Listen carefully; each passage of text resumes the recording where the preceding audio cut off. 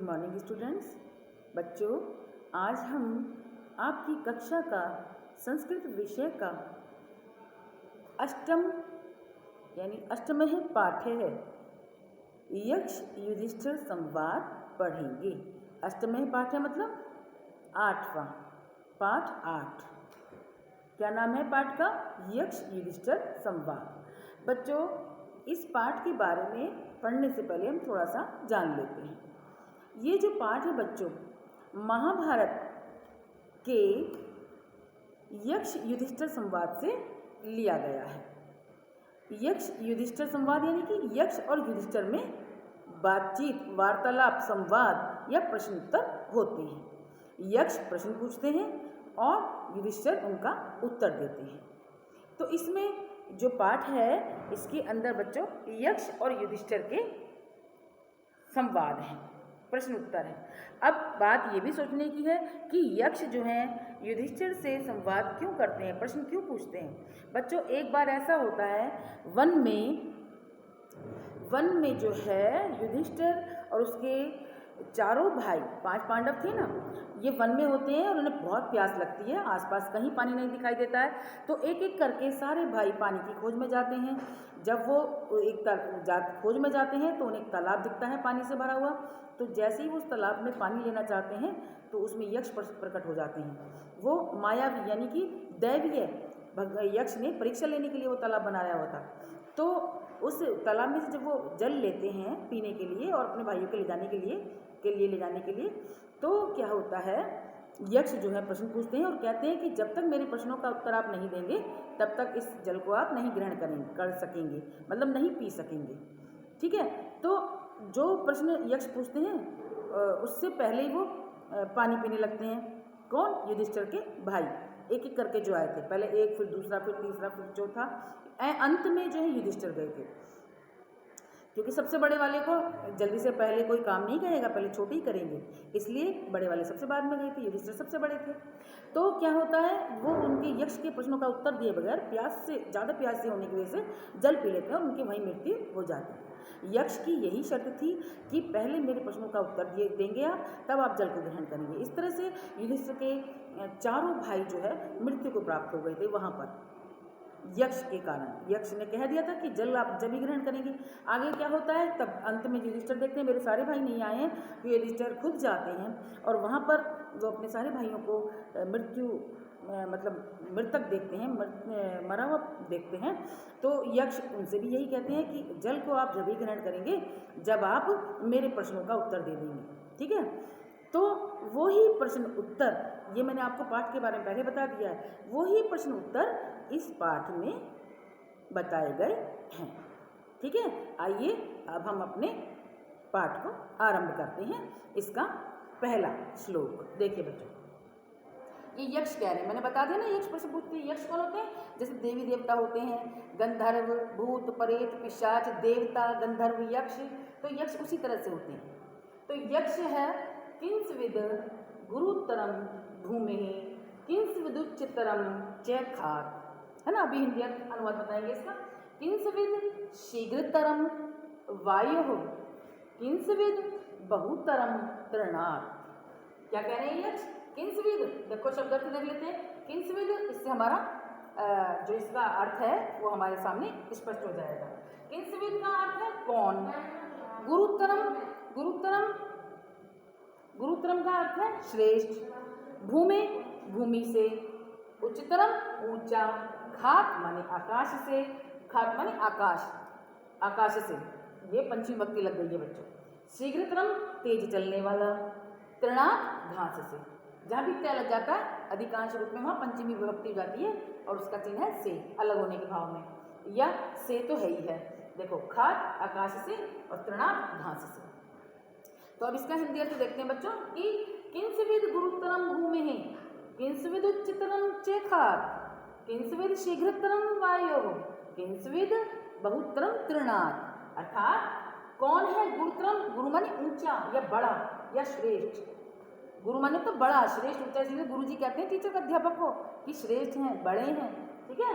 तो किंसविद कौन है? गुरुतरम बड़ा, भूमि से यानी कि पृथ्वी से। किंसविद कौन है? उच्चतरम ऊंचा, चाहे खात आकाश से, आकाश सबसे ऊंचे है ना, लेकिन आकाश से भी ऊंचा कौन है? कमाल की बात है, देखिए कि आकाश सबसे ऊंचे हैं। तो ये कह रहे हैं, यक्ष कह रहे हैं किससे? युधिष्ठिर से, कि आकाश से भी ऊंचा कौन है? खात माने आकाश। आगे पढ़ेंगे देखो बच्चों।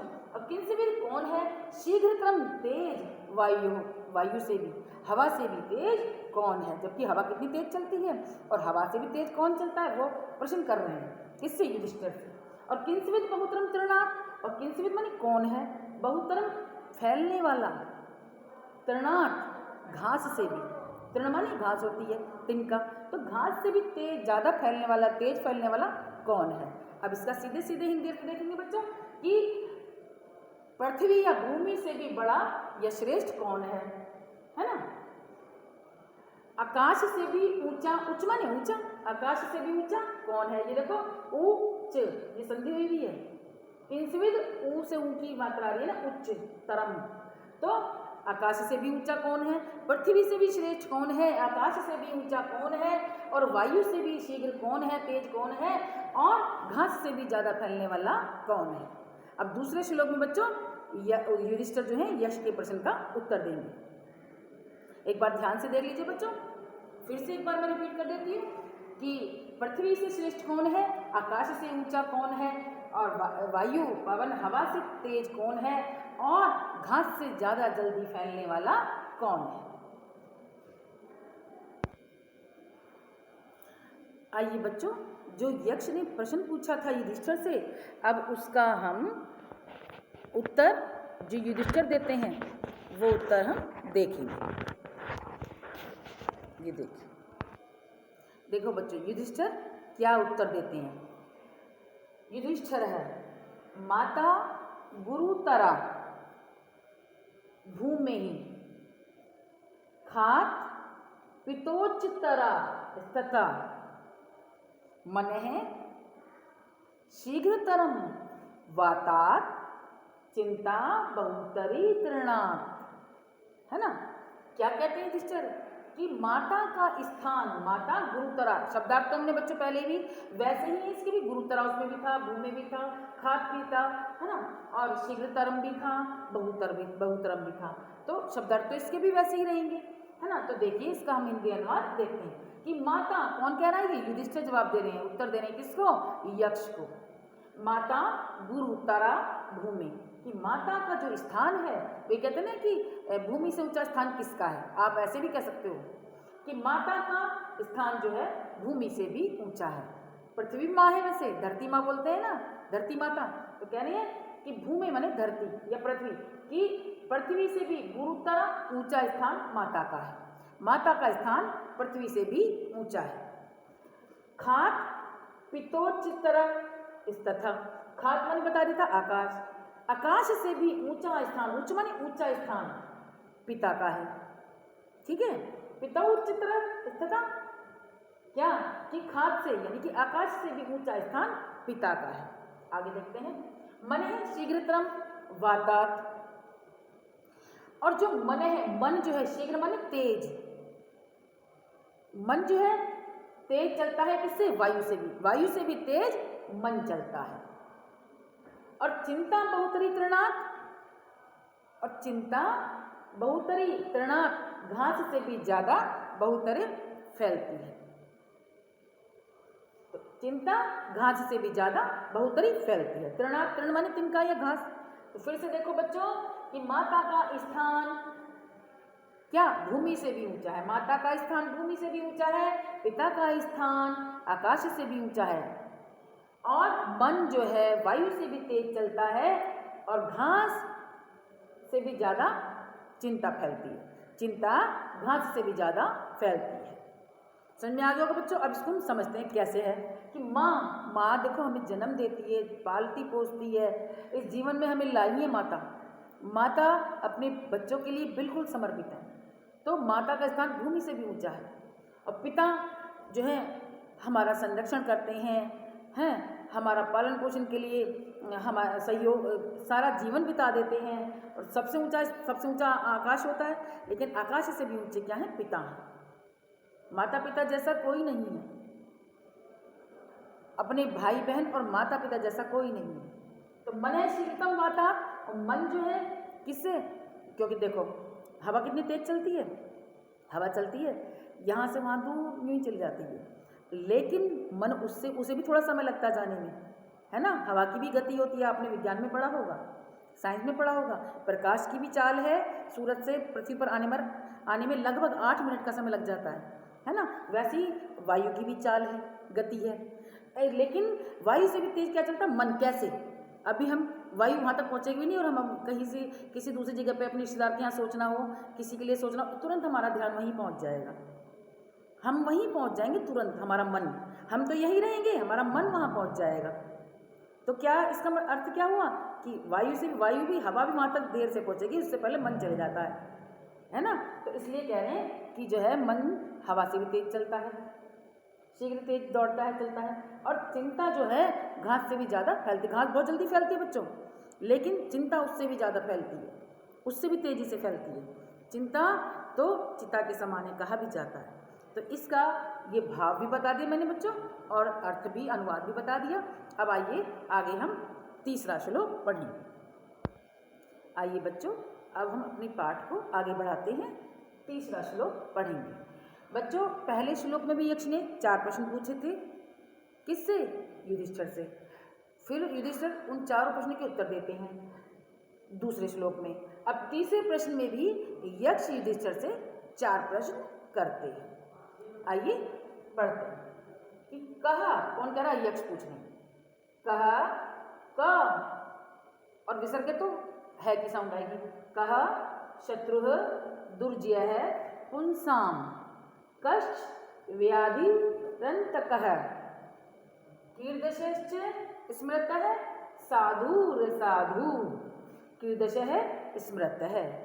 फिर से देखते हैं, कह शत्रु है दुर्जय पुंसाम कश्च व्याधि रंतकः कीर्दशश्च स्मृतः साधुर साधु कीर्दशः स्मृतः। इसके शब्दार्थ देखते हैं बच्चों।